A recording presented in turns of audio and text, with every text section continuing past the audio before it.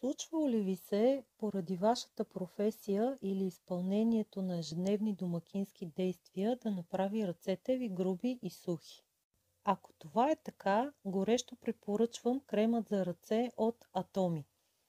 Това е тристепенна хидратираща система, която увлажнява и подхранва както грубите ръце, така и ногтите и кожичките.